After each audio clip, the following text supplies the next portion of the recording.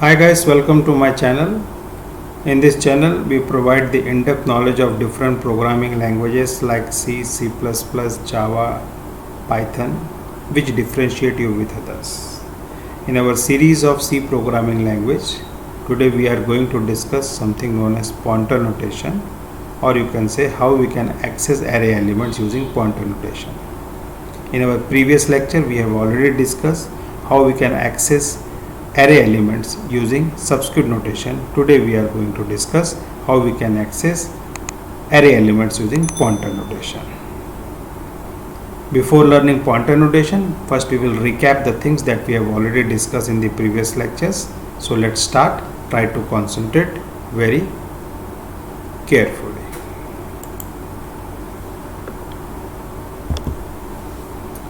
First we will do the recap. What is an array? Array is a variable which can store multiple value at same point of time. What is an array? Array is a variable which can store multiple value at same point of time. How we can define an array? We can write int arr 5, 10, 20, 30, 40, 50. Here int is what? Int is a type of the array. Arr is a name of the array, and 5 is the size of the array, and 10, 20, 30, 40, 50 are the elements of the arrays. Getting my point? Here we have to remember certain points regarding arrays. First is size of the array must be a non-zero positive constant. No variable is allowed here. That we have already discussed in the previous class. Size of the array must be non-zero. Means you cannot have negative value or a zero. It must be non-zero positive constant. No variable is allowed here at the definition. Second one, most important part is array elements is always stored in a continuous memory location. This is the property of the array. All the elements, whether you are allocating for 10 elements or 100 elements, the first and the foremost requirement is all the elements of the array must be stored in a continuous memory location. If operating system fails to allocate all the bytes in a continuous memory location, so it will flash an error, overflow memory. Until or unless it will allocate all the bytes in a continuous memory location, array elements are not stored. This is very important. Next point, while you are initializing the array, the size or the dimension of the array is optional, that we have already discussed, but when you are defining an array, size of the array is must. We cannot reduce or increase the size of the array dynamically. This is a very big drawback that we are facing in C and C++, but in latest languages like Java, Python, we can grow or shrink dynamically the size of the array. At least one element should be there in an array. Means in C and C++ we should have at least one element in an array. Means we cannot have an empty array in C and C++, whereas in Python we can have empty array. Redefinition of an array is an error. Not only redefinition of array is an error, redefinition of anything is an error. Whether if you try to redefine a function also, it will flash an error. So there are two ways to access the array element. First one is subscript notation and second one is pointer notation. Subscript notation we have already discussed in the last class. How we have to specify an index, because all the elements 10, 20, 30, 40, 50 are having the same name, that is arr. Because array की definition हमने क्या पढ़ी कि array is a variable which can store multiple value at same point of time. With the same name we can store n number of values. But if you want to differentiate, means if you want to access particular value, you have to specify with the help of index, that is 0 to size minus 1. Index always start from 0 to size minus 1. तो ARR 0 जब आप करोगे तो you will get 10, ARR 1 20, ARR 2 30, ARR 3 40 and ARR 4 50. This is how you can access an array element using subscript notation. Getting my point? Here same statement is repeatedly executing. For the ease we can use loops. This can be achieved using loops. For I equal to 0, I is less than 5, I plus plus, printf percentage I, ARR of I. I की value यहाँ पे कितनी है 0. The loop will iterate for 5 times. First time 0, second time 1, third time 2, 3 and 4. The output will be 10, 20, 30, 40 and 50. See how easily this array can be manipulated or accessed. Now imagine a situation if you have 5 variable with 5 different names. So this loop is not possible na? Just for the ease of programming, these tools are provided in languages. One drawback in C and C++, the checking the bounds of an array is a programmer's duty. Means compiler will not flash any error if you try to access more than that you have defined. Means यहाँ पे हमने कितने access करना है 5 तक, but if you write 50 here, then also what happens? It will display 10, 20, 30, 40, 50 and 45 garbage value. It will not flash any error, means you are trying to access out of the boundary. If this happens in Java, you will get an error index out of range. What does it means? कि जितना range नहीं है उसके बाहर आप जा रहे हो, तो it will flash an error. It's a compiler's duty. But in C and C++, this is a drawback. Drawback, or you can say it's a benefit. According to the requirement of the application, you can access up to any place in the memory. Next one is pointer notation. This is very important. Here we are defining an array int arr 5, 10, 20, 30, 40, 50, int I for I equal to 0, I less than 5, I plus plus, printf percentage I, arr of 0, it will display what? It will display 10. I think no doubt here. It will display what? 10. Now when I write printf percentage I value at arr plus I, this is very important. It will also display 10, but how it is displaying 10, that we will discuss. Now when I write int arr 5, 10, 20, 30, 40, 50, all the 20 bytes will be allocated in a RAM with a name arr from location number 2000, 2004, 2008, 2012 and 2016. 10, 20, 30, 40 and 50.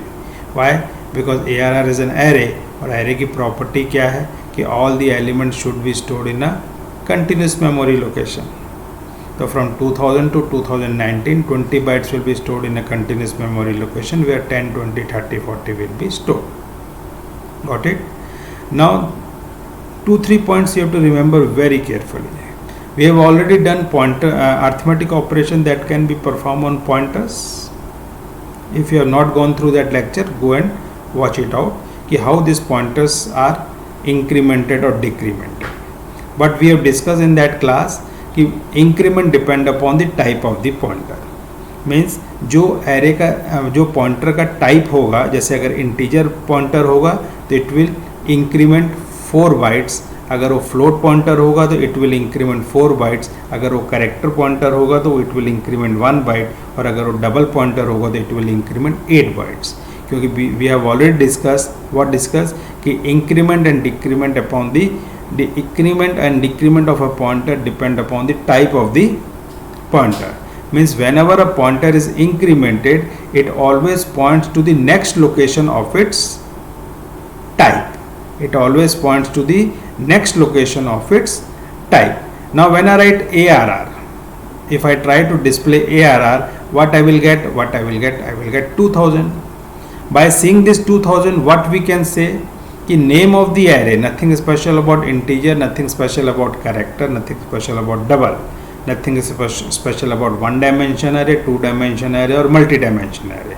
Make it very clear in your point कि name of the array is a pointer pointing to the 0th element of the array. We are not talking about 2 dimension and 3 dimension. Things will be same. That cannot be changed na?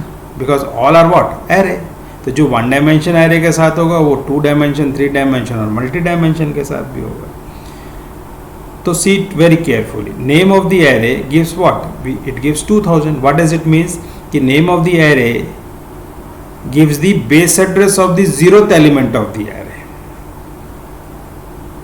Listen carefully. Name of the array gives the base address of the 0th element of the array. In 1 dimension, 0th element is what? 0th element is an integer. In 1 dimension integer array, 0th element is what? 0th element is an integer. So we can say कि name of the array is nothing but a pointer to an integer. One thing is very clear. What? कि अगर ARR address hold कर रहा है तो मतलब वो क्या है? पॉइंटर है. क्योंकि अपन पॉइंटर्स की क्लास में क्या डिस्कस किए हैं कि अगर पॉइंटर है तो उसके अंदर एड्रेस स्टोर होगा और अगर एड्रेस है तो उसके अंदर सिर्फ पॉइंटर ही स्टोर हो सकता है. अगर एड्रेस है तो वो सिर्फ पॉइंटर्स के अंदर ही स्टोर हो सकता है. तो if ARR is giving 2000, 2000 is what? The base address of the zeroth element of the array. So what does it mean? कि ARR is not a simple variable, it's a pointer variable. And if it is a pointer variable, it will point to a certain location. So where it is pointing? It is pointing to the zeroth element of the array. Zeroth element is what? 10. 10 is what? 10 is an integer. So name of the array is nothing but a pointer to an integer. So means when I write value at ARR, what I will get? I will get 10. Simple the funda. In one dimension integer array, zeroth element is an integer. So name of the array is nothing but a pointer to an integer. So when I write value at ARR, what I will get? I will get 10. And when I write ARR plus 0, value ARR is what? 2000. 2000 plus 0 is 2000. Value at 2000, I am getting 10. In next iteration, the value of I will be 1. ARR is 2000. 2000 plus 1 is, it's not 2001, na? It will be 2004. Why? Because increment and decrement depend upon the type of the pointer. और हमने एक point और क्या पढ़ा है कि whenever a pointer is incremented, listen carefully, whenever a pointer is incremented, it always points to the next location of its type. जिस type का पॉइंटर होगा उतने बाइट्स वो इंक्रीमेंट करेगा. तो यहाँ ये किस टाइप का पॉइंटर है? इंटीजर टाइप का पॉइंटर है. तो इंटीजर टाइप का पॉइंटर है तो कितने बाइट्स इंक्रीमेंट करेगा? It will increment 4 bytes. It will start pointing to 2004, 5, 6 and 7. And when I write value at 2004, what I will get? I will get 20. Next time 30, next time 40 and next time 50. This is how we can access array elements using pointers. This is very important. तो ARR I लिखिए या value at ARR plus I लिखिए, one or the same thing. Ultimately compiler convert this ARR I to this value at ARR plus I. Compiler convert it. So which one is better? ARR I is better or value at ARR plus I is better? No doubt value at ARR plus I is better. Why? Because this conversion time is saved. If you write directly value at ARR plus I, you will get what? You will get 10, 20, 30, 40 and 50. अब आप if I write I ARR, it will convert into value at I plus ARR. तो ultimately ARR plus I लिखे या I plus ARR लिखे, one or the same thing. Same thing will be converted into this fashion also. I can write I at ARR when you try to access, but I cannot write 5 ARR at the time of definition. Na? This is fine, this is not fine. Accessing is fine, but defining, it's an error. So 2-3 things try to concentrate. कि name of the array gives the base address of the zeroth element of the array. In integer one dimension array, zeroth element is an what? Zeroth element is an integer. So name of the array is nothing but a pointer to an integer, and increment depend upon the type of the pointer, because whenever a pointer is incremented, it always points to the next location of its type. So here ARR is a pointer to an integer. When I write ARR plus 1, it will increment 4 bytes. And one very important note, the name of the array gives the base address of the zeroth element of the array. Okay, I think this much is enough for today. In next class, we will discuss 2-dimension array or 3-dimension array.